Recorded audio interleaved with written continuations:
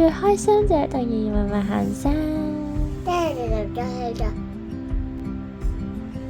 廚房，跟住就話好神奇，哦，個廚房好神奇，你見到乜嘢啊？見咗有蝦，跟住啲蝦可以煮熟嚟食噶。第一個多謝俾邊個啊？俾爸爸，第二個多謝俾爺爺嫲嫲，點解多謝佢哋嘅？因為俾我哋食生果，哇，仲有呢？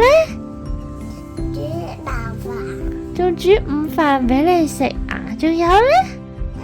冇啦。咁點解多謝爸爸？爸爸都冇煮午飯俾你食。爸爸今日拖咗我行山，拖咗你行山，仲有邊個拖住你行山啊？媽媽嫲嫲。第四個多謝。你咯，哎呀，點解嘅？因為